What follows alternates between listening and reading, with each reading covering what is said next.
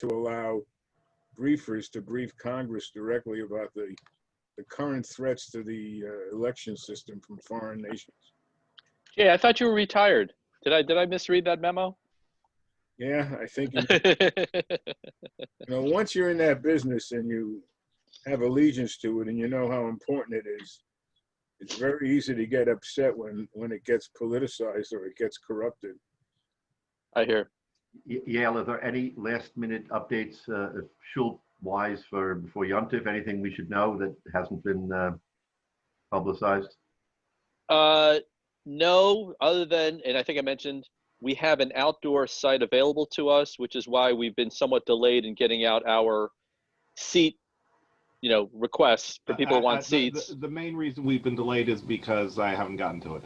No. But Menashe, ignore what Menashe just said, please. What is the outdoor option? The outdoor option, we have been granted access to the Parkland Pool parking lot, the very large Parkland Pool parking lot.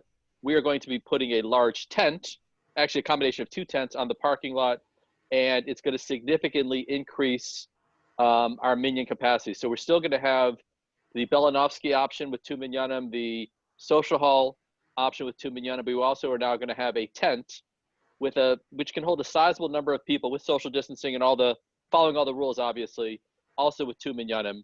So that information is going to go out soon. I say soon, maybe Monday, maybe Tuesday, but it didn't make sense to ask people where they wanted to sit and then say, oh, by the way, we just found out that we have an outdoor option available. So it's been coming together. So going to be registration for that as well? Yes. 100%. 100%. Yashikoach.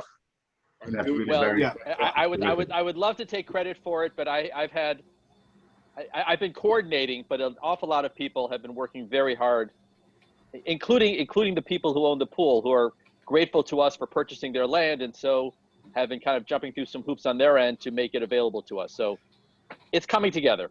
Well, I think the basic problem is you just said that we're going to have double of these items. So the problem is we're 2 tents. Oy vey. Okay, we're going to get a discount because it's in tents. Let's get past tents. Please. Okay? But wait a minute. I came late to the party. Are you saying we're going to have Rosh Hashanah services in the pool? No. Rosh Hashanah is separate swimming. There you go. Yeah, that's right. Only the Kohen Gadol gets to go in the pool. That's why there's 2 minyanim. That's why there's 2 minyanim. It's Exactly. All right. All right, let's get started here. Please, for goodness sake, let's get started. Yale, thank you. Thank you for the update, Yale. Appreciate it. My pleasure, Rabbi. My pleasure. Morning, Okay, so first of all, I'd like to welcome everybody here today. And morning, the sponsorship for the Shiur is from David Jure in honor of the Refuah Shalema for Rabbi Hyatt and in honor of Rabbi Grauman and all who attend the Shiur. So take it away, Jay. Good morning, everybody. Mazel tov to Tuvia Bramson on the marriage of her granddaughter in Lakewood. Also, Lewis and Sid Myers on the engagement of their grandson, Mordechai, the son of Jessica and Mazel tov. Mazel tov. Yael and Rabbi Sanford Shudow now on the bar mitzvah of their grandson, Noam Kovacs. Mazel tov. Mazel tov. Other mazel tovs to announce? No? Okay, category 2, Refuah Shlema. Rav David Meir ben Chaya Sipa. David Meir ben Chaya Sipa. And I don't know whether you know this, but Alan Zeman's grandson was in a car accident, and he's in a coma. And we announced him last week, but his name has changed. It's Chaim Aiden Shalom ben Alta Brina. Chaim Aiden Shalom ben Alta Brina. For Shalema. Okay, anybody else? Refuah Shlema, Simcha Bunim. Simcha Bunim. Ben Lee. Ben Lee. L-E-A. Lee. Ben Leah. Lee. Ben Tano Leilon ben Shana Sipora. Hanalom Shana Sipora. Mordechai ben Shana. Mordechai ben Shana. Meir Leib ben Leah. Meir Leib ben Leah. Michael Horowitz isn't on yet, but he usually has several names. I know Marissa Bastobi, I remember. Sarah Bas Esther. Esther Esther Bas Sarah. Sarah. Yeah. And also, Wait a minute. Dr. Margulis, and Eretz Yisrael is not on yet, but he also, Yeah, he also has one. Can't remember. Maybe we should write these down and we have them from week to week. yeah. Right. Maryasha Meta Batrisha Miriam. Say it again. Maryasha Mayasha. Meta Batrisha Miriam. Miriam. Batrisha Miriam. Basrisha Miriam. Okay. Thank you. Zev Ben Leah, I'm sorry? Zev Ben Leah, Zev Ben Leah. and Chaya Riva Bas Yehuda's Devora. Chaya Riva Bas Yehuda's Devora. Thank you. Rav Rifol Yisrael Yaakov Ben Bela. Chana Bas Devora. Shana Tova Bas Esther. Okay, if there are no more, I see there's another member. Alan Zimmern, I think, is on the iPhone here and want to let you know that we did say a Mishnah Barak for your grandson. He's muted, so. Okay. We should have in mind all of the Chayla Yisrael and Baruch Shalom should give a refuah shalemas, and also all the cases of COVID here and around the world in Eretz Yisrael. They've had a spike, so we certainly have our hearts and minds to all of the Chaylim in Eretz Yisrael as well. Before we, well, we also should say something about the 1,500 people that went to the White House. I'm sure there are a number of Jews as well as non-Jews. They should have a refuah shlema because of the dangerous exposures they went through. Yeah, hopefully there won't be any fallout there. Yeah. Right. And it's a good thing we don't politicize the Shiur. No problem. No, it's not. It wasn't political. All right, fair enough. Just All right. So we're on Minimum Days. Excuse me, Rabbi. Yeah. Any yard sites? Oh, yard sites. I'm sorry. Yeah. Any yard sites to announce this week? Okay, I'm sorry for interrupting. Actually, well, yes, this week on Yud Gimel Elul, which is this week, is my father's yard site, Yisrael Yehuda ben Moshe Yaakov, and he's in Eretz Yisrael. Unfortunately, I can't get there. We do have a shliach who will always be there for the yard site, but we have that in mind. So Yud Gimel Elul. I turned on the light. Turn on the light. Thank you. All right. The Shoma should have an aliyah. Amen. Thank you. All right. So we started this sugya briefly last week, and we want to get into it very deeply this week. On Yud Amid Beis, about 15, 16, 18 lines from the top towards the end of the line, it says V'amar Rish Lakish. In other words, the Mishnah, if you look back quickly in Yud Amid Aleph, we talked about Rosa Metzia. Someone saw a Metzia and he fell on it, whether or not that's a Chazaka. So immediately Rish Lakish issued a doctrine. Rish Lakish, the name of Abba Kohen Bardula, issued a doctrine. It's Arba Amashal Adam Konus B'chol Makom, that a person has 4 Amos around him, and that those 4 Amos are kona for him in every direction.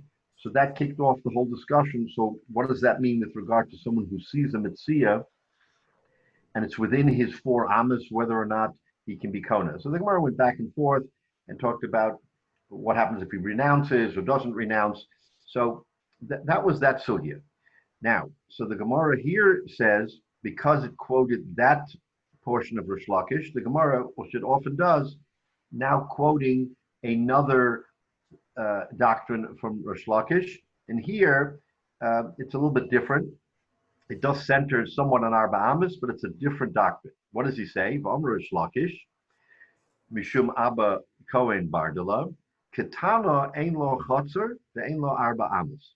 A young girl, meaning a girl under the age of 12 in a day, does not have the inyan of chotzer and doesn't have Arba Amos. Chotzer midiraisa, Arba Amos midrabanan. What does that mean? It means that whereas for an adult, the Dalet Amos, or the area around the adult, can be kona for him or her, it doesn't apply to a katana, to a young girl. And specifically, he says a katana. Rabbi Yochanan, Mishum Rabbi Yanai Omer. However, Rabbi Yochanan, in the name of Rabbi Yanai, says, Yesh lo chotzer, v'yesh lo arba amos. So he says exactly the opposite. that there's Dalin Amis and there's Chotzer. He argues on Rish Lakish. Okay, so we have a machlekes. So now we have to understand what that machlekes is and why each one takes his different opinion. But my kamiflige, says the Gemara, what are they arguing about? What's the underpinning for the argument? Mar sover chotzer mishum yoda israbe. One man the Omer says that chotzer you learn out from yad, and we'll explain that in just a minute. We learn chotzer from yad. Ki heched isle yad chotzer nami isle, where you can be kinda by your hand, you can also be kinda by your chotzer, which is why that's the opinion of Rabbi Yochanan, and therefore he says a chotzer is koneh, mishum yad.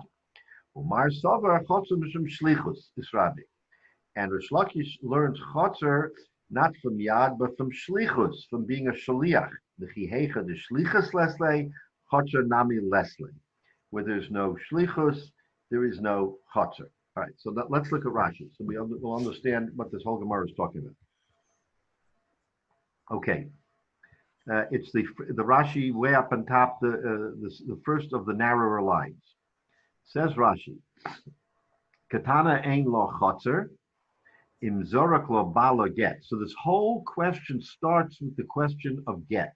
We know, generally speaking, a man, when he gives his wife a get, he wants to divorce her, he has to put it in her hand. V'yosem biyada. We're going to look at that pasuk in just a minute. He has to put it in her hand. So now the question is, what is a hand? You think a hand is a hand? No, it's not quite a hand. It's a hand, but we learn from hand that anything like a hand is a hand. So im zorak lo bala get l'toch chatzera. So a chotzer could be a woman's chotzer, a person's chotzer is part of their hand. We think, why? It's just possession. If you're throwing it to the hand, which means possession, if it means possession, then okay, then it should be okay.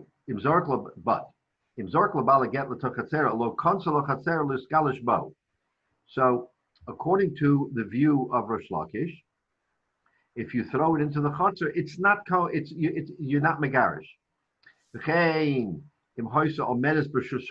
What happens if she's standing in the Rishus Harabim?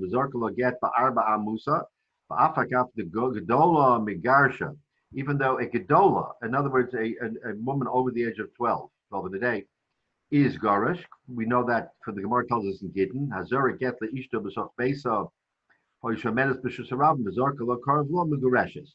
So that the Gemara tells us that she is megureshes.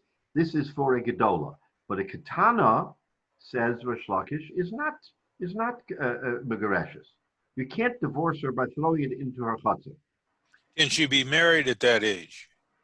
Yes, because they married at a younger age. That's right. The Gemara in Gittin is full of discussions about a father who marries off his daughter when she's a katana. It seems a little unfair because if they can marry her off, she should be able to get a divorce. I mean, right? Except that if she gets married off at that age, is she actually truly the one entering, so to speak, into the marriage contract, or it's really her father that's entering into it on her behalf? So right, that's the whole. That's why it's not just a divorce. Right, that's the whole discussion in Gittin. You're absolutely correct. Is it fair? Is it really her marriage? Is it fair? Can she renounce when she becomes 12 in a day? Can she renounce and say that the marriage isn't a valid marriage? All these issues are discussed in the Gemara in Gittin.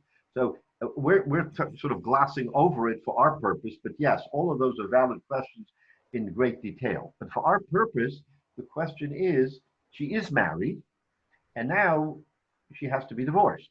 I mean, in a sense, divorce is more complicated, of course, than marriage, because with marriage, if you're saying it's a suffix, okay, so she's married, because there's a way of undoing it. But you can't say suffix get, because now you're talking about, chas v'shalom, you're talking about remarriage, mamzerim, you're talking about other issa d'oraisa. So get becomes much more complicated.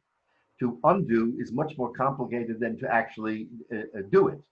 So therefore, the discussion quite clearly here is, can she be divorced if she's holding on, if she's in her chutzner. So Rish Lakish says no, Rabbi Yochanan says yes. Now, what's the discussion? So take a look. Let me first quote the pasuk, because I think it's important that we understand the pasuk.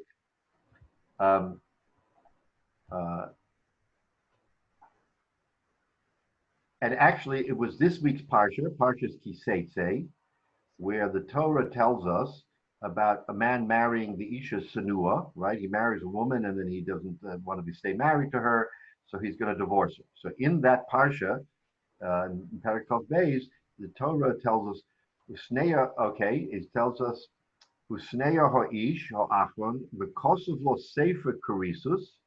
All right, he writes her a sefer karisus, a sefer, that's a bill of separation. Karisus meaning divorce, but separation. The nosan biyada, the Torah says, and he has to put it into her hand. V'shilcha mibeso, and he sends her from his house. Those are the words of the pasuk. Each word has a great significance. So now let's look at Rashi. Excuse me, Rabbi. Yeah. I forgot to mention a very important Refuah Shlema name. It's Rave Binyamin Raphael Ben Re'ut, an 8-year-old Israeli boy who came to this country to try and save his life because he gave up in Eretz Yisrael. So it's, I'm sorry I didn't have it in front. No, okay. So we say it again. Say his name again. Rave Binyamin Raphael Ben Re'ut. Ben Re'ut. Okay, we should all have in mind for Refuah Shalema. Yeah. Okay, so now the pasuk is telling us Mishun Yod Rabbi, that according to Rabbi Yochanan, it's Mishum Yod, the Ksiv, and I just read the pasuk. V'nosan biyada, he gave it into her hand. The yada reshusa mashma, and yad means reshus. How do we know yad means reshus and not yad doesn't mean just yad? So he brings down and he says from a pasuk in Bamidbar Vayikach is called Arzo Miyado. So what is that pasuk? So I take a look at the pasuk. The pasuk has to do with the capture of Sichon, right? And it says Ki Eish Yotza Mecheshbon V'Hofa Mikira Sichon Ochla Or Moav, and it says in that pasuk.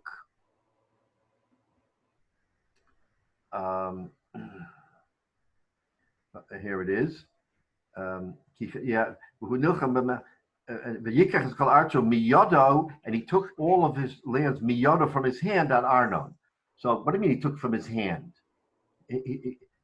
What was in his hand that he took? Says Rashi right there, Miyado Mirshuso, quoting the Gemara in Bava Metzia. So right here we see from that pasuk that the word yad is enlarged to include rishus. So when Rashi tells us over here that it means from the mishum yad mishum chatzar, mishum yad, because it says v'nosam biyada, and then it says v'yikach is called arzo miyado. So just like yod is hand, so too yod is rishus. That's the theory of Rabbi Yochanan. That's why Rabbi Yochanan says that she does have the Dalet Amas, because the whole thing we're discussing is what from divorce, and since it says v'nosam biyada, if you put it into her hand, it would be okay, and yod means rishus. Therefore, if you throw it into her rishus, a rishus we know is Dalet Amas, a rishus is a chotzer. Now there's a logic. You throw it into the rishus is yad by definition. Okay. Now, Rish Lakish says shlichus, not yad. What does shlichus mean? Says Rashi, mishum shlichus is rabbi. Midrabbi Rachmana shlichus la'adam kedetanya kedu. It says in kedushin. Now, what are the laws of shlichus? The shalach malamed shahais osha shaliach v'sholcha malamed shaha isha osha shaliach. It's Rabbi nami chatzera dahavidai keshlucha. So if it says by a man can make a shaliach or a woman can make a shaliach, and it includes the chatzar, very much includes the chatzar, but the shlichus lesle ditnan she'ein hakotten oisa shaliach. You're right. Shlichus is good. Shlichus does encompass property, but you have to be a shliach to do that. And a shliach is only an adult male or an adult female.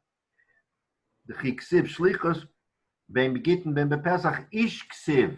It says a man, and a man is defined as a man bar mitzvah, or a woman is bas mitzvah. Those are the definitions that we use. So therefore, shlichus is good if you're in the category of someone who makes a shliach, a man, a woman, but not a katan. A katana, in this case, cannot make a shliach. Therefore, since she can't make a shliach, she cannot be the recipient of the get. That's Rish Lakish's underlying position, and that's why he says what he says. Okay, so now we've established the baseline that Rabbi Yochanan says it's mishum yad and it's okay, and Rish Lakish says it's mishum shlichus, it's not okay. Okay, clear. But Tuvi, just so I'm clear, the katan herself cannot accept the get.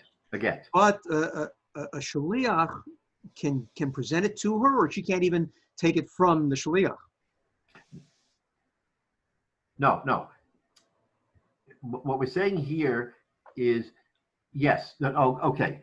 A good question. If the husband gives the get to the shaliach, the husband can give a get to a shaliach, and that shaliach gives it to the woman, to the minor girl, yes, it is a get. But if that shaliach tosses it into the chutzner of the minor girl, we're not worried about the man's side. He did it right. He gave it to a shaliach. The shaliach came to the young girl. If he hands her the get, it's a valid get. If he sees her from the distance and says, I've got a good arm, I'm going to wind up and throw it, and it'll land within her dalet amas or her chutzner, that can't be according to Rish Lakish, because the deficiency is in her. She cannot accept it because she can't make shlichus. She can't make shlichus. And if she can't make shlichus, then the chutzner, which would be her shliach, can't be valid. Right. So the key then is that I think where the confusion is coming in is that we've got shlichus potentially on both ends. And the shliach of the man, because he is an adult, is just like him. Correct. The shliach of the woman, if she's an adult, is just like her, and if she's not an adult, is meaningless. Correct. And a chutzner is like a shliach. And chutzner and arba amas are like a shliach, and therefore Rish Lakish says it's not valid. Correct. One small other thing, for the adult woman, doesn't she have to carry the get 4 amos to indicate that she's taken possession?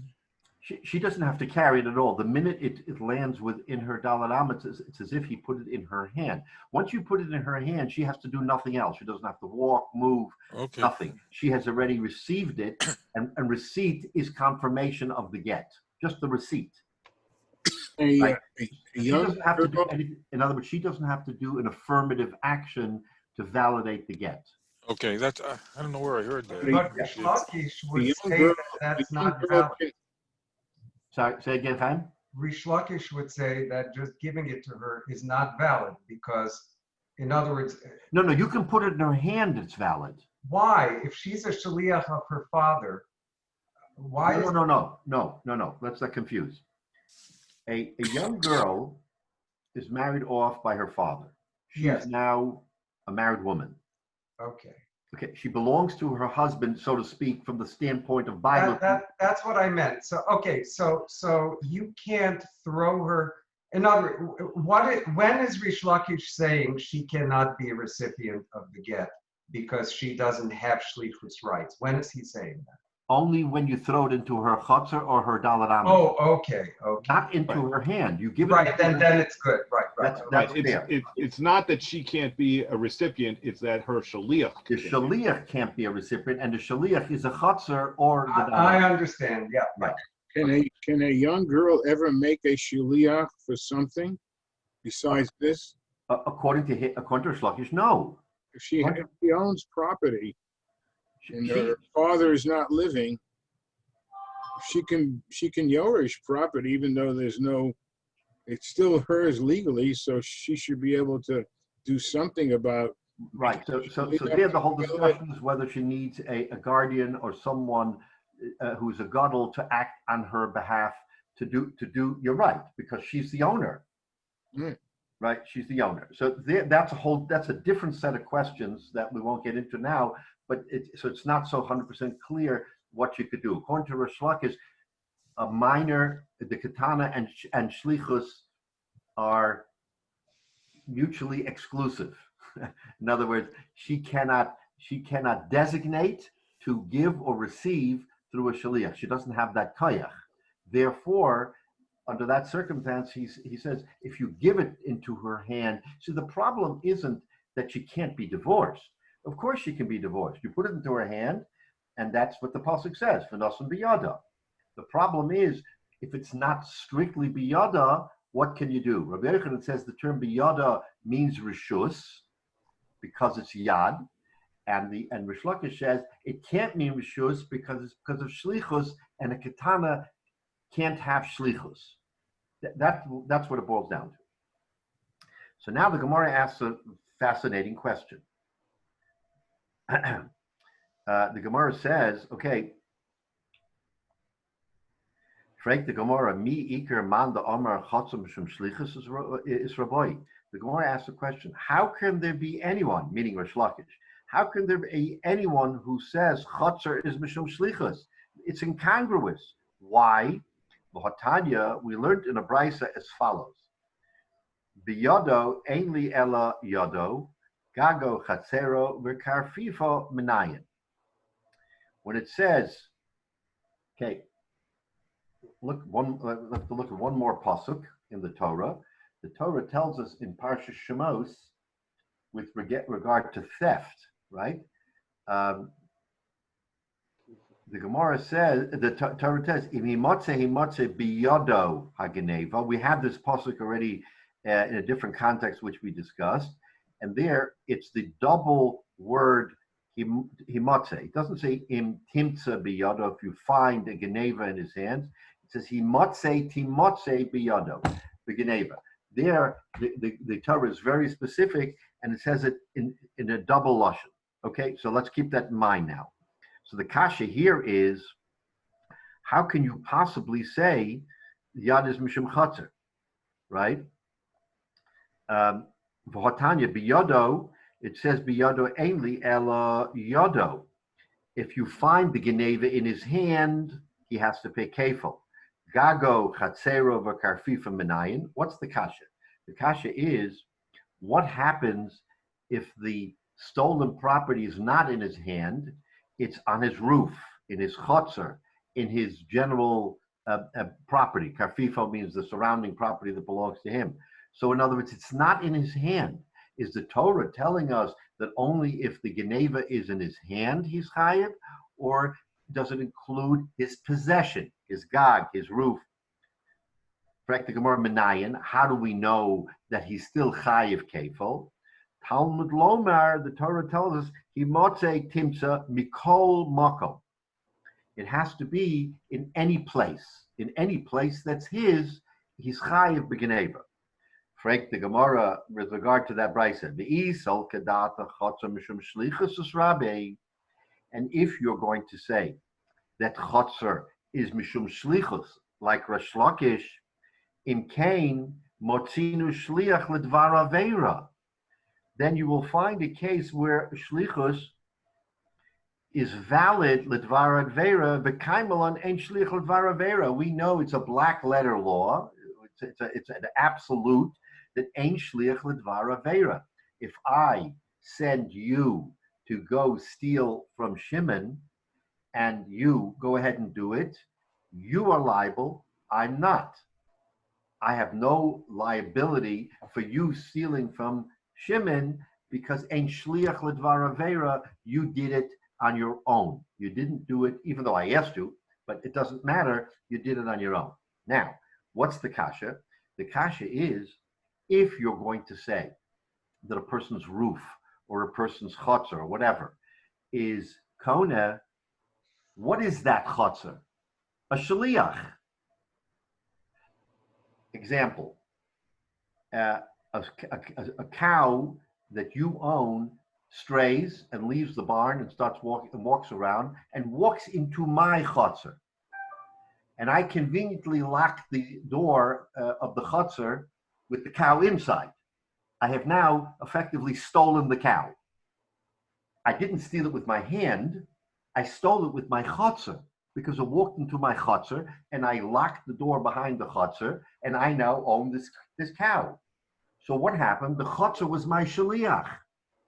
Chutzner was my shaliach. Who's liable there? I'm liable. I'm liable for Geneva, and I have to pay kefil. Why should I be liable? Ain't shliach l'dvar aveira. The chutzner stole it. I didn't steal it. The chutzner stole it. The chutzner should be liable. Elamai, shlichus makes me liable. And that flies in the face of the doctrine of ein shliach l'dvar aveira.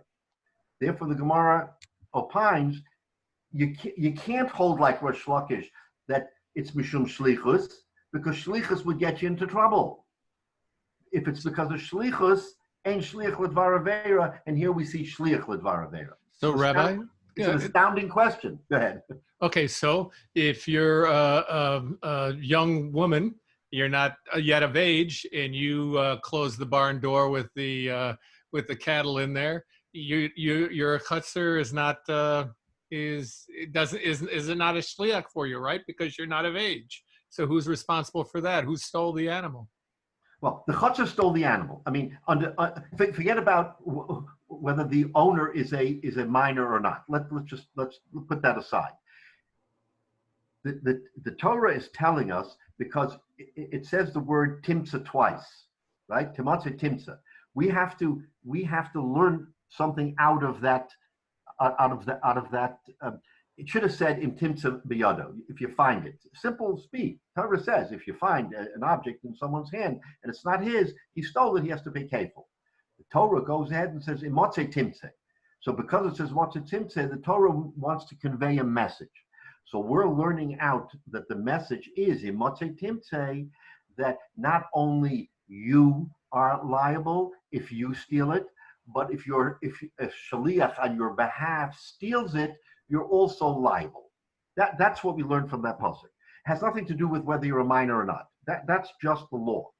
Now, so the kasha, you're asking a different question. You're asking if the minor, in other words, the minor owns the chutzner, right? If the minor owns the chutzner. So if you were to now, so the question is, can a minor be guilty of theft? Okay. So the answer is yes, a minor can be guilty of theft. I mean, in this particular circumstance, if the minor were to go ahead and steal, then the minor would be guilty. Whether or not you punish the minor or deflect it to the parent, separate question. But the geneva is on the head of the minor. Okay, now, if you're going to hold that the reason why the minor is, that the minor doesn't own that chutzner because of shlichus, in other words, there's no shlichus here, so then it won't make sense, because the chutzner is liable. The chutzner is liable. The chutzner stole.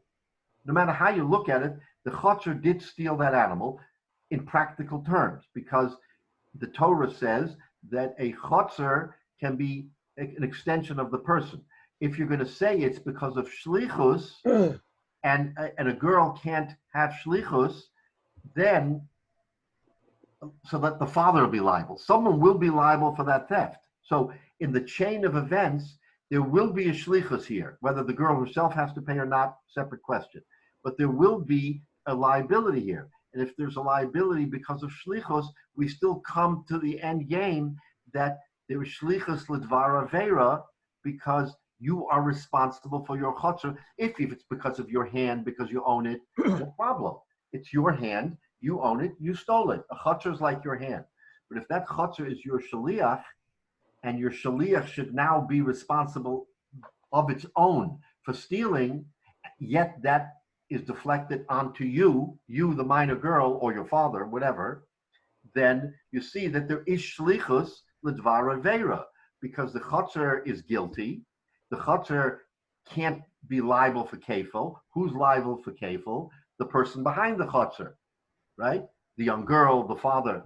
So in any event, when you connect the dots, you connect it back to an individual who didn't do the theft. That's what the Gemara is really questioning here. The person didn't do the theft, but is still liable for the kefil. That is incongruous if you hold ein shliach l'dvar avera. That's the end game here. So if the behemoth wanders into your chutzner and the wind blows the gate closed, you didn't do any. No. Don't pay kefil? No. Again, the kefil is if you don't return it and you're found. Kefil Every minute that you don't do a shofar. Yeah. I mean, you may not realize it. You come out and say, "What's this? What's Shimon's cow doing in my backyard?" You take it out. Of course, there's nothing intent. The thing is, now you've converted it. Now you say, "Oh, Shimon comes to you and says, can you give me my cow back?" Your cow? It's my cow. Oh, it's your cow. How did it get here? Oh, well, I didn't. Then the whole kefil inyan starts. It doesn't start by an onus. It has to start when you actually don't return it. So now you've converted it. Right, but then the secondary issue, the cow wanders in, and you didn't realize, it's along with your herd of all the other cows and stuff, and then the guy comes in and says the next day says, "Oh my goodness, my cow must have been in your place, so probably here I couldn't find it yesterday, and now here it is. You must be here all day." And they're like, "Yeah, well, I didn't steal it. Take it back. But wait, you owe me for a day's worth of feed." So then the Torah discusses that if you find someone's animal, what's your responsibility? So it's no worse than a found animal, and you're responsible to care for the found animal. Yes, you can come back in time that you should pay me, but the Torah talks about that. The Torah says what the principles are if you quote find an animal and feed it, and you have a loss of money. So yeah, that's a separate. It's yesterday's parsha too. Yes, it's right. Very timely. We're learning this Gemara.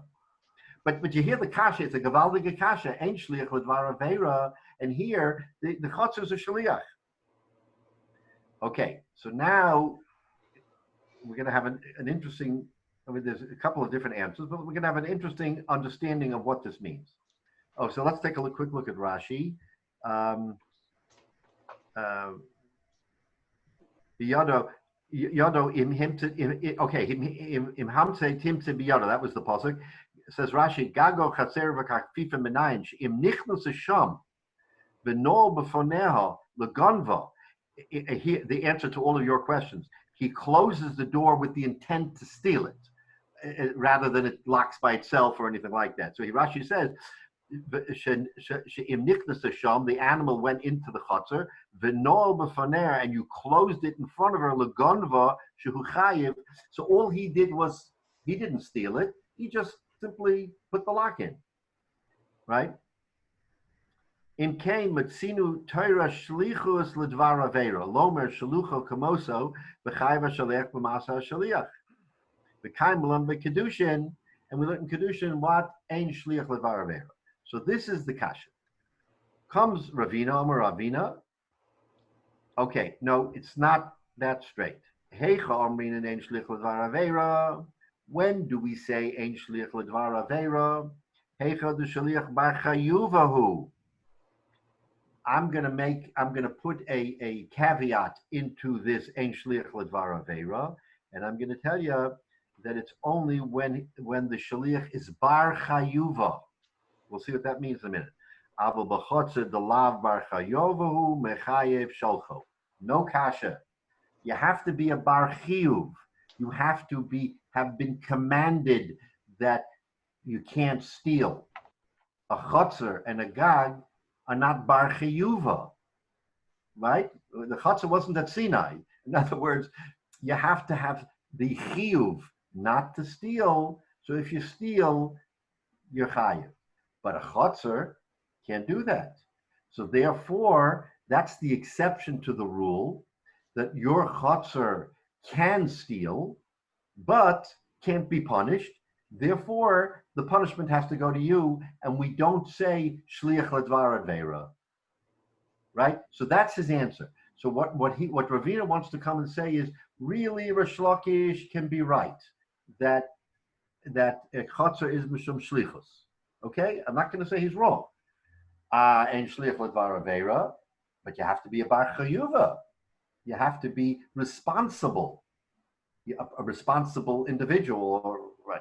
But an entity has no chiyuv. Therefore, it has to come back to you. Okay? Actually, Rabbi Grauman, I think that the Chatzar might have been at Sinai because we say that Shemayim va'aretz were Eidim at our Sinai when Yisrael was Makabel the Torah. But in any case, it wasn't directed at them; it was directed at Christ. Right. So, but the inanimate Chatzar or Gag. Minor, yeah, They weren't involved, but they might have been there. But they weren't. Yeah. Okay. So now this is going to lead to a different conclusion, which is problematic. Now that we're saying you have to be a bar chayuva, we're talking about an inanimate object, a chatzar. Elama ato, says the Gemara. Now that you, Ravina, have told me that bar chayuva is the criterion, ha'omer leisha ve'eved. If someone says to his wife, okay, let's pay attention because this is really very critical. You say to your wife or to your servant, "Su'u ganvali, my dear wife, go and steal for me." The law bar chayuva nenu. The wife and the eved are not bar chayuva. Now, but Rashi will explain in a minute why they're not bar chayuva. But they're not bar chayuva. And what does the Torah tell us in that case? The Torah tells us in that case that the man is not responsible. The husband is not responsible. So you want to tell me that the dividing line between whether or not a person is liable or not is being bar chayuva, and when an entity is not bar chayuva, therefore the sender is responsible. We have a befeirisha brisa that tells us that if a man tells his wife or his eved to steal, and she steals, right?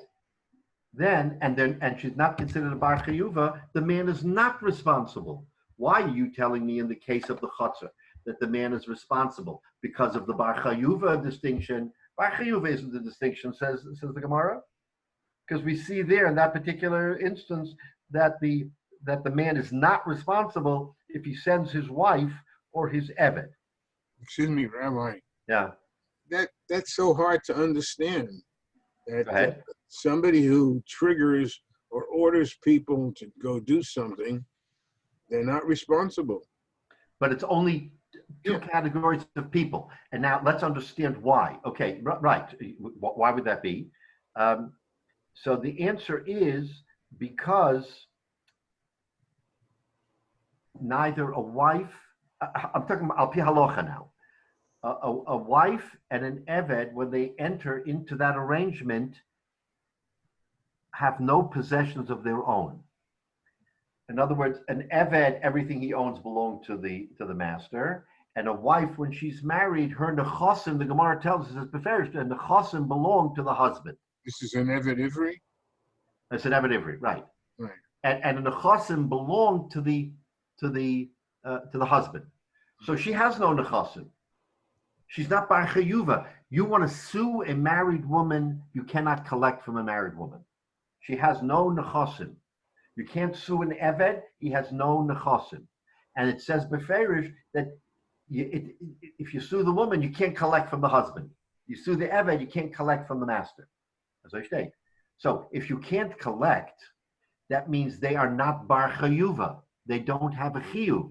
So if you tell your wife to go ahead and steal, and she steals, she's not responsible, and he's not responsible. So you see what? That there is no shlichus for bar chayuva. How can you tell me with a chap that chotzer is an exception because it's not bar chayuva, and therefore the owner is liable? You see that in the case of no bar chayuva, the owner is not liable. But the eved and the isha have responsibilities that they can't do aveiros, they can't do a lot of things. Why wouldn't that be called bar chayuva? Because okay. So there, yes, there is a distinction between the moral aspect and the legal aspect, right? Okay, so morally, a husband tells his wife to go steal. He's morally responsible, right? Bidei shemayim. He's morally responsible. But we're talking about nechasim. Can you collect kefel from someone who steals and it's found? The answer is, if you tell your wife to steal and it's found in the possession, there's no kefel. Go ahead. No. So because she's not an extension of you. Right. Legally. We're talking legally, not morally. Right, but so she is like your property legally. So to a lesser extent, she's like a behemoth. If she causes damage to that person by taking his property or stealing it, you may not get kefel, but there could still be a claim. I mean, she is like a piece of property that damaged. No, she's a different category from a behemoth. That's very interesting, because your behemoth that goes ahead and gores and does damage or walks along the side or steals, takes some food from the other. Take some food from somebody else, you're liable. If she's a repeat offender, does she become a muad? Right, but you make it easy that you see that a wife and an eved are in a category unto themselves. It's so not. If she takes something, it's not like the behemoth taking the food. Correct. Therefore, right now you can or you can't direct your ox to eat from somebody else. Okay, but you can direct a live person to go ahead and do something. They go ahead and do it, but they're not responsible because they have no nechasim. So from a legal standpoint, they don't owe any money, and it can't devolve back to you. Morally, b'dei shamayim, you have an avera. Right. Okay. You have an avera. But nechasim you can't collect. Right. She's a person, so you could still reason with her, but now these other factors come into play. Correct. These other intervening factors come to distinguish her from other possessions, from a behemoth, for instance. If you tell a dog to go do something and they listen, yeah, you're not responsible if you tell a dog go take that. You know, some of the animals understand language in terms of they'll do actions. Yeah, and they go and take something from another person. Right, but you're right, Jay. But this is a carve out. In other words, an eved and an isha are an anomaly to the general principle. The general principle is your nechasim is yours, and so if you tell your dog, okay, bar chayuva, the dog is not a bar chayuva, but by the same token, it's your nechasim, so it's your extension. It's your extension. But an isha and an eved are in a sort of different, and we'll see in a minute how the Gemara answers this. You'll understand why they're in a different category. But they're in a different category.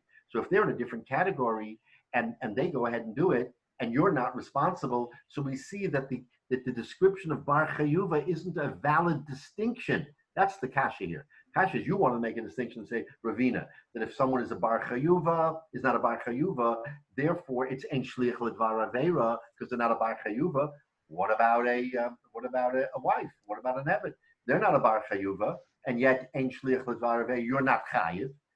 The kasha is, why aren't you chayiv? You should be chayiv. Because just because they're not a bar chayuva, that should devolve on you. And the Gemara tells us elsewhere that you're not chayiv. So let's just look at the answers, and it'll be clear what the issue is here. Yeah, let's okay, so Omris, so the Gemara says Omris, no. Isha ve'eved b'nei chayuvaninu. No, you're looking at it wrongly. An Isha and an Eved are b'nei chayuva. They are b'nei chayuva. They don't have the possession. We just said that they can't be legally responsible. V'hashta mia lesle l'shlume. Only now they don't have the money. If you free the servant or divorce the woman, they are bar chayuva. If you divorce your wife after she has stolen, she has to repay. She has to repay. If you free your servant after he stole, he has to repay. He's still encumbered by that debt that he incurred. Exactly. It's only temporarily. Now, the temporarily could be la'olam. If she never gets divorced, she never has nechasim. But the minute she has nechasim, she's chayiv. The minute the eved is free, he's chayiv. So you can't use that as an example that they wanted to use. The Gemara wants to use an example to see, they're not a bar chayuva, and yet the husband is not chayiv. Teretz says he's not chayiv because he was never chayiv. She was always chayiv, but for temporarily she can't pay, or the Eved can't pay. But at some point in time, they might be able to pay. Should Netanyahu divorce his wife? Yeah, then there's a whole other shaila here. Some said that's the remedy. Some said that's his remedy. He should divorce his wife. Okay,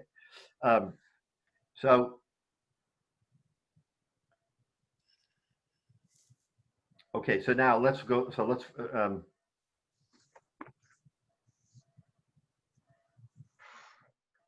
Okay, so that's the answer to the kasha.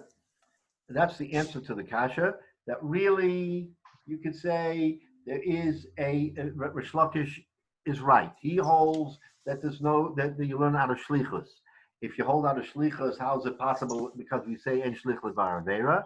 So we gave an answer that's not shlich l'dvar avera because you're not a bar chayuva. We see a woman is not a bar chayuva. Teretz is that a woman really is a bar chayuva. It's just temporarily that she's not able to pay. So we still have Rish Lakish intact in his view. We haven't slugged it up yet. Okay. Now, Zak the Gemara, Rav Sima Omer. Now, so let's go back now. What was the problem? Ein shliach l'dvar avera. That was the kasha. The kasha on Rish Lakish was, Ish Rish Lakish says shlichus. We have a circumstance where shliach l'dvar avera. Rav Sima Omer heicha omer ein shliach l'dvar avera. So Ravina said that the chiluk was bar chayuva. Rav Sima wants to give us a different answer to the question of shliach l'dvar avera, which we just had. Sima omer heicha omer ein shliach l'dvar avera, heicha di'iboy ovid v'i'iboy loy ovid. When do we say that you can't hold the sender? The person who says go steal, you can't hold him chayiv, is when the shliach has the breira, the choice. What? Iboy ovid, iboy lo ovid. He can do it or not do it. So he's thinking in his mind, should I listen to my friend here and go ahead and steal, or should I not? Right?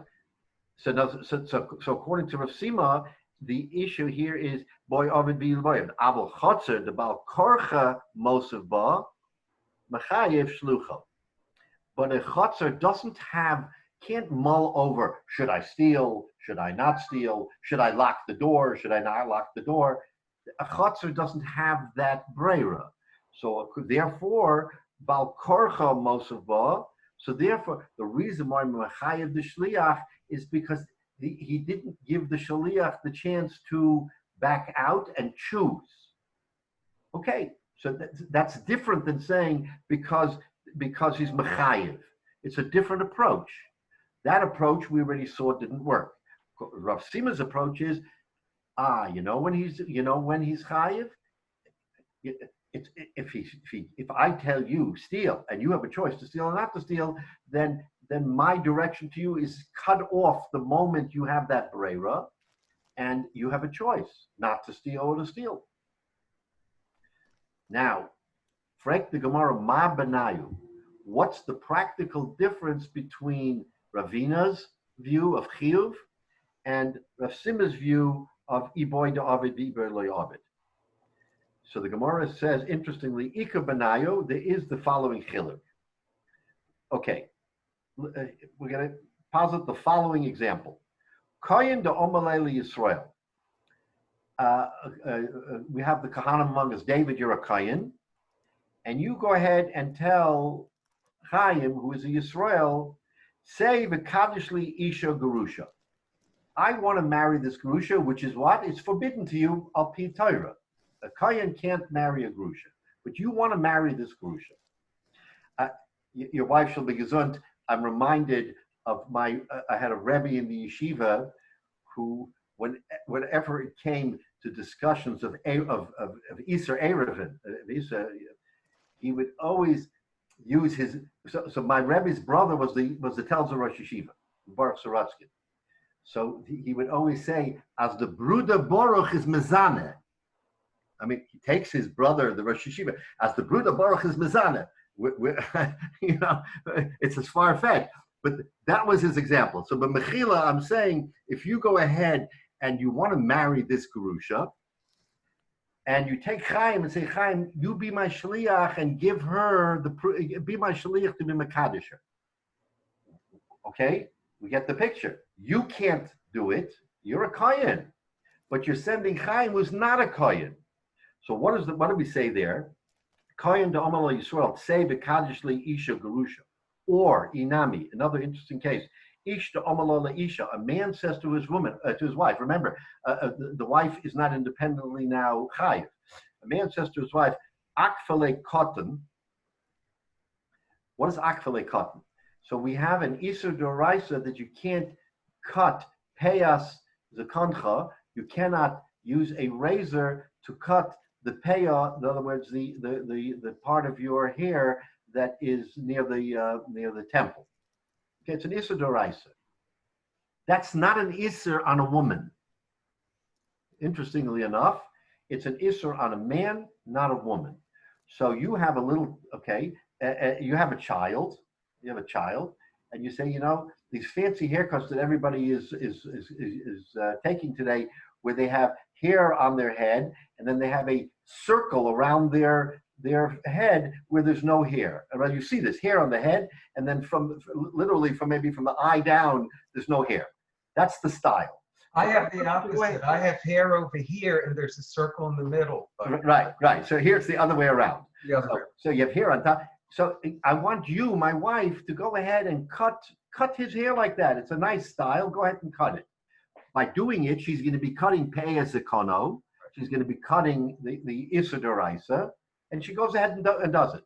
She goes ahead and does it. So those are two examples of where you take someone who is not chayiv, right? Chaim, you're not chayiv to be a shliach for a gerusha. Right.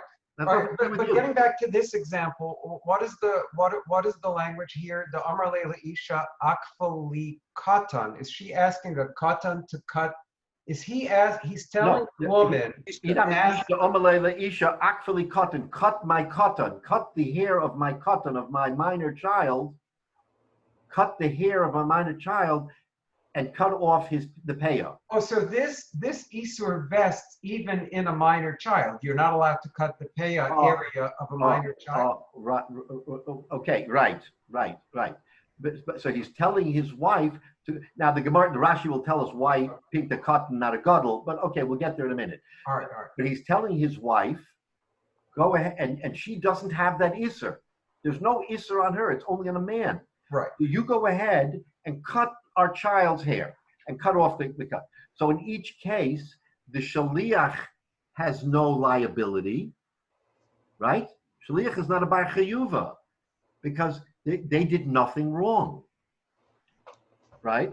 So now we have, so in this particular case, so now we're going to understand the difference between Ravina's view and the view of Rav Simon. Wait a second. A little confused here, because in the case of the hair, it's something where, okay, she was told to do it, just following orders, but she's doing the action. And there's no Isur. Right. And she has personally no Isur on that action. Fine.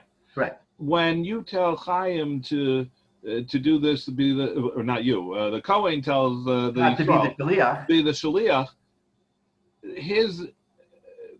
his action is something okay because the gerusha is not also to him. But he's not. His action is not for her to marry himself. Okay, whereas her action is, even though she was told to do it, her action is literally she's cutting the hair. Okay, but his action is, it's not even an action of himself.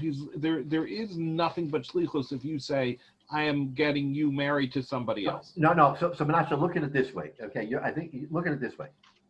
If the Isha, forget about the husband.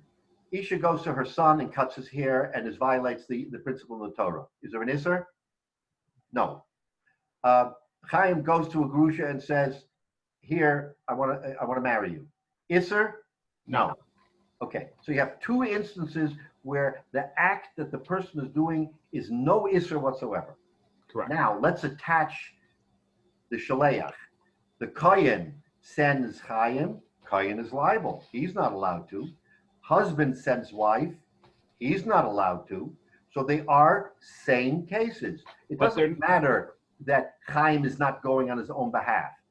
The woman is not going on her own behalf either. She wants to go ahead and cut her son's hair because she likes the style. Forget about the husband. She likes the style, no isser.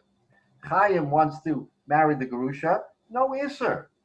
Now, when you attach the shaliach, the sholeach, then they are comparable because the kohen is osir and the husband is osir.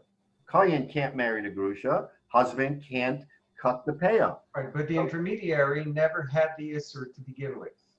Right, but the difference is that with the cutting the hair,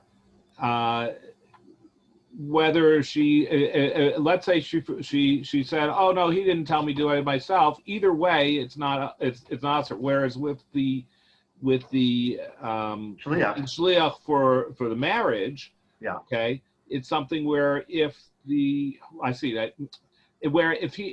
can't have, if he does it himself, okay, then instead of as a shaliach, the resulting action is different. In other words, when she cuts the hair, the physical result is the same. The hair has been cut. Right. Whereas if the physical act is the same. No, but the physical act is different because the result is that she's married to the shaliach, so to speak. No. Right. No. Married to the Kohen. Is the same. She's married to the Kohen. The Kohen did an Issa D'Oraisa, but she's married to the Kohen. Right. She's not married to him. It's not that she's not married to the Kohen. She is married to the Kohen, except that the Kohen now did an Issa D'Oraisa. Right.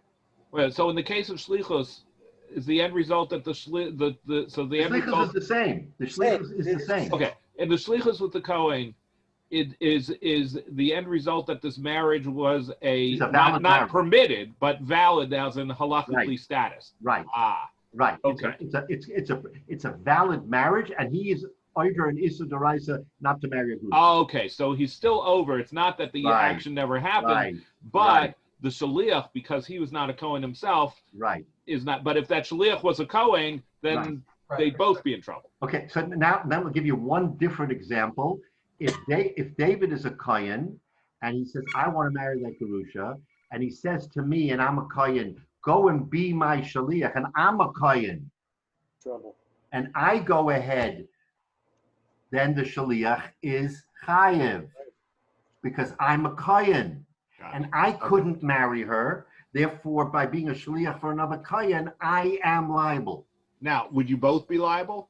So the kasha is there. So now it goes into the Gemara. So now that's the segue. Now I got it. That's the segue to our Gemara. Let's just finish up here. So now we're trying to. What's the distinction between bar chayuva and whether or not he had the choice? So now the Gemara says.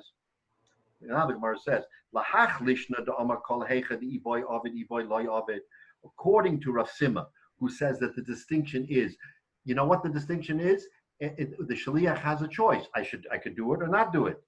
Lo mechayv shalucho, ochanami, iboy ovid, iboy loy ovid. Lo mechayv shluchan.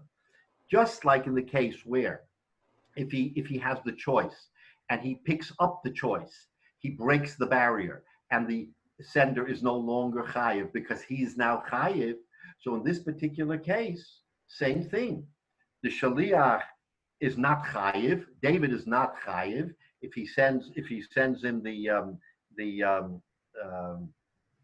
because you're the shaliach, and you could say no, I'm not going to do it. Chaim could say I'm not going to do this. I'm not going to go ahead and do this and be machayiv him. If I do it, then I take it on me. So therefore, the sholchoi can't be, the sender David can't be chayiv according to this view.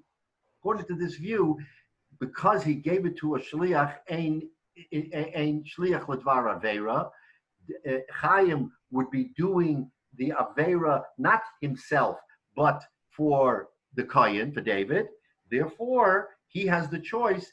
And why should he listen to David? He should listen to the Rebbeinu Shalom. Rebbeinu says, Don't be a shliach for an avera. You're going to cause him to be chayiv min hatayra. Don't do that. Therefore, but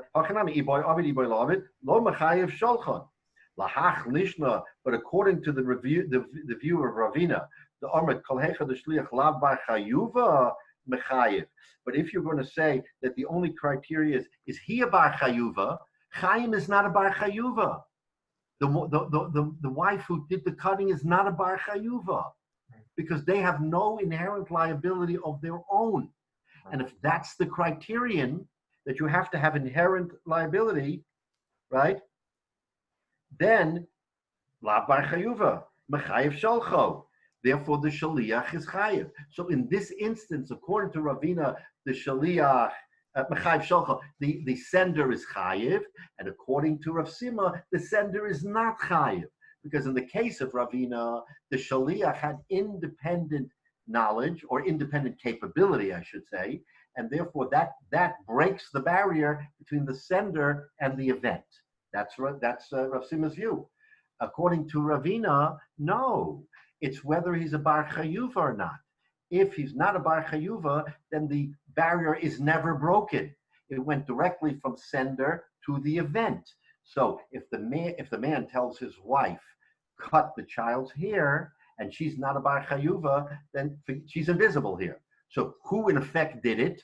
The husband did it, and that's an issa d'oraisa. The kohen did it, that's an issa d'oraisa. So it's a practical difference between the two views of ein shliach l'dvar avera as to whether or not the shliach is chayiv or not. It's a wonderful chap because when you think about it, the events are literally identical, but in one case the intermediary disappears because it's not a bar chayuva. In another case, the intermediary can't disappear because the intermediary has a choice to make. And when you make that choice, you either break the barrier or not. And again, now it comes to the question of if you have enough knowledge and understanding, then whose authority should you listen to? Your husband, Taka, he's your husband, or the Rabbeinu Shalom. So the Rabbeinu Shalom is my ultimate master. So if my husband tells me to do something wrong, and the Rabbeinu Shalom says don't do it, then who should I listen to? Okay, I love my husband, but the Rabbeinu Shalom tells me not to do it. All right. So in that case, so getting back to the haircut issue, so with the issue of getting married, no matter how you slice it, the shaliach, let's put it this way, with the getting married, the shaliach by himself couldn't do it. He can't do this for the kohen unless the kohen tells him to do it, because you can't be a shaliach for him without. But you can stop the shlichus mid. No, you could stop it, but you couldn't start it. However, for the woman with the haircut, if she truly has no response, does not have that mitzvah, that avera, and or at least not midoraisa, and so therefore, if the man said to this woman, said, you see my kid here, he would look great with one of those newfangled haircuts, and then she does it on her own, it would be there would be no avera. I mean, there's a question exactly what he says, but if it's not shlichus, but just talking about, and then she on her own initiative. But there you now have to distinguish when you say you said it right. She can do it on her own, but she's doing it at the direction of her husband. If she says, okay, example, she says, my dear husband, I'm not doing it because you're going to be over in Issa D'Oraisa. Okay, fine, end of story. Next morning, this child wakes up with the haircut. Okay, she renounced him. She said, I will not let you be over in Issa D'Oraisa. Right. And then he winds up with the haircut because she did it on her own. So arguably, yes, you're right. You're so, right. And now I wonder whether this would be comparable in some ways, and I know it's a very complex subject, to the idea of telling a goy to do something, not pekuach nefesh like that, but to do something for you on your behalf on Shabbos versus, quote, hinting to the goy, etc. I wonder if it might be a similar concept. So these are difficult halachot shalos. You're right, because once you tell the goy to do it, and he doesn't do it, let's say he doesn't do it. He says, Rabbi, I can't do that. You know that I'm not allowed to turn on the light if you ask me to. He's a smart boy. Okay. So the rabbi says, you're right. Forget about it. Next morning, you come to shul, the light's on.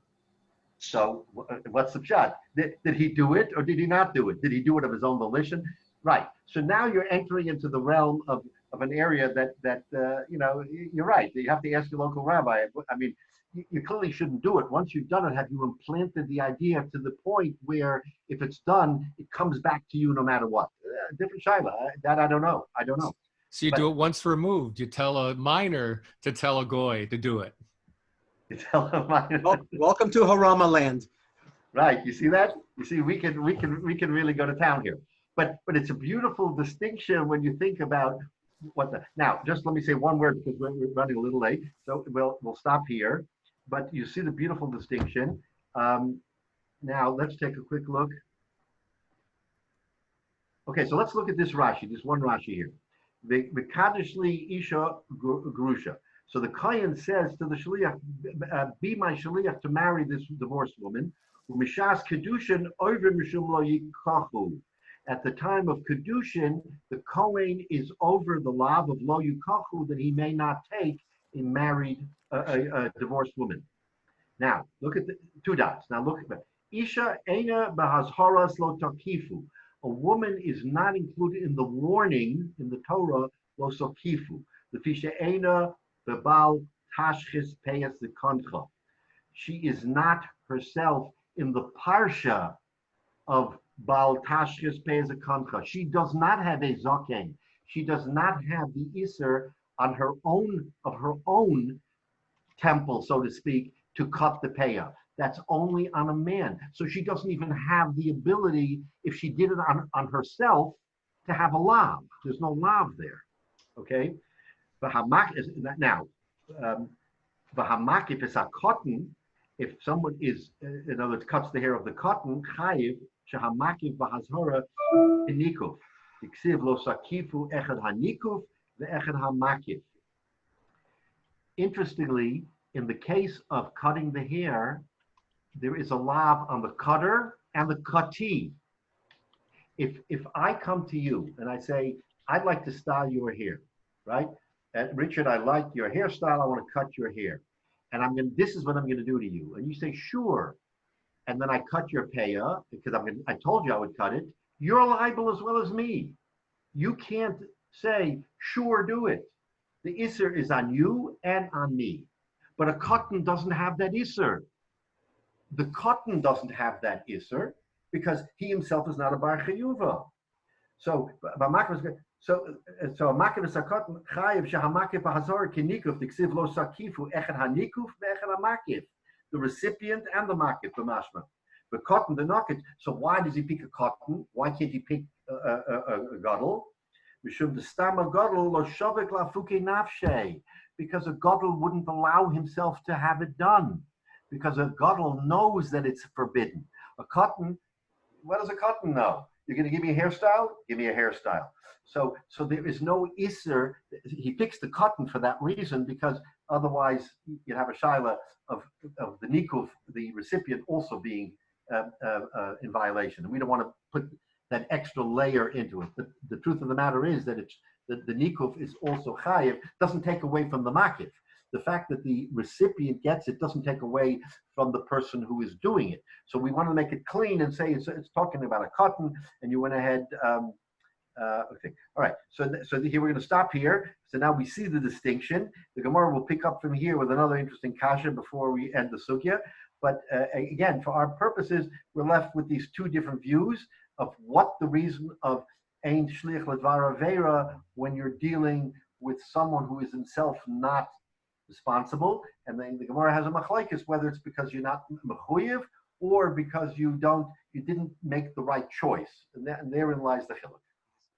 It depends who's cutting his hair. Cutting his hair. Just remember Just yesterday's parsha, listen. on one of those occasions also said you stone them both. Right. So Let's David, not split hairs on this. You're splitting hairs. David, sorry for picking on you today, but you're happily married, so it's not a shaila. But unfortunately, we probably all know kohanim who have married gerushas. And okay, so he's a heter, yes a heter, no a heter, but it's an isser d'oraisa. It's an isser d'oraisa, even b'zman hazeh, for a kohen to marry a gerusha. So this becomes problematic. And that's why there is such a great emphasis. But it's interesting that even though it's such an Issa Deraisa that you would say the Torah should protect you from yourself and the Kedushin shouldn't be Chal, right? You would think that that might be the case. Teretz is, no, that if you go ahead and do it, it's done. She is, you have to divorce her if you really want to, in other words, you can't say, oh, the Kedushin isn't Chal. You actually married her. If it is a Deraisa, and now you have to divorce her, the right way. So it's problematic. I wouldn't recommend following Rabbi Sima on this one. Say again? I would not recommend following Rabbi Sima on this one. This one, right, exactly. Okay. Exactly. Also, speaking of recommendations, this has all been recorded, but I wouldn't necessarily have your wife listen to anything about Bahamas and Mishum Shalom Bayis. Scott has a good point. Amen. Go ahead. All right. You got to show a birth certificate to see, right. see the recording. Right, exactly. Thank you.